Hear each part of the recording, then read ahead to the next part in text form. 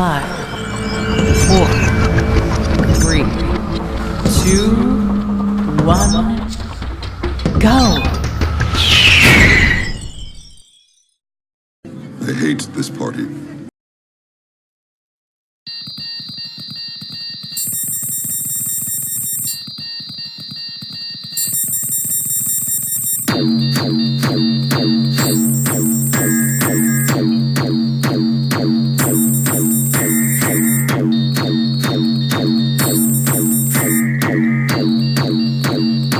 Bubblegum Crisis is an anime franchise that started with an anime production that ran from 1987 to 1991 and was set in the world of post-mega earthquake Tokyo of 2032. Bubblegum Crisis comes out of the cyberpunk genre, and you can certainly see it. Check out the openings to both Bubblegum Crisis and the cyberpunk classic Blade Runner.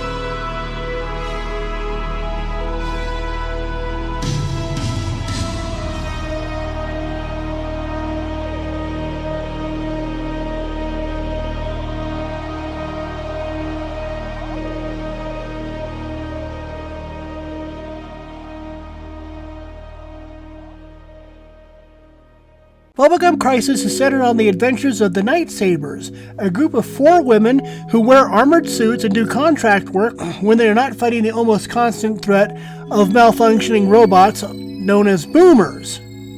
Boomers are one of the many products manufactured by the manufacturing and technology giant Genom Corporation. So going after rogue boomers often puts the Knight Sabres in conflict with this megacorp.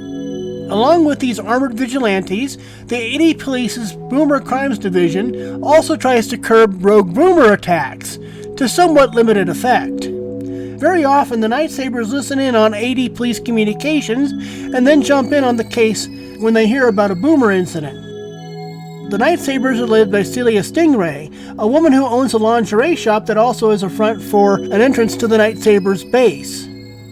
Between her personal wealth and the $20 million fee for each contract the team completes, Celia has enough resources to fund the shop, the Knight Sabres base, a mobile base, and repairs, refits, and upgrades to the team's armored suits as needed.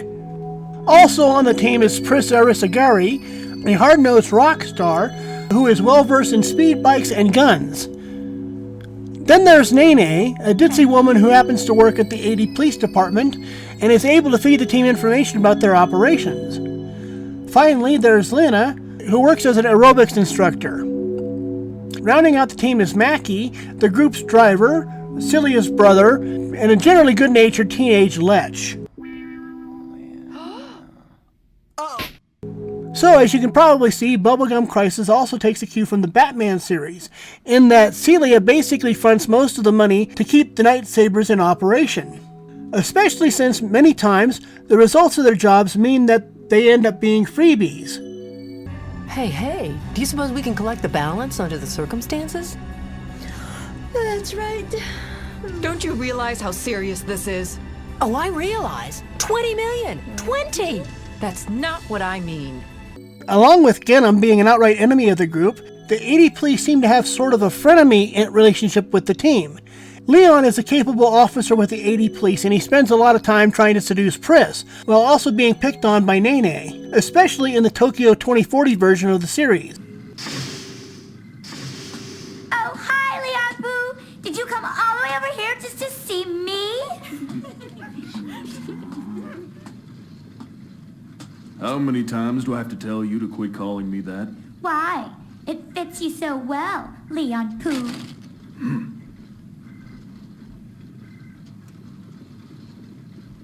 You're mean. Are you gonna call me that anymore? You're not playing fair. What's my name? Leon Pooh. Huh? Ah! It's Leon! Right. You're still mean.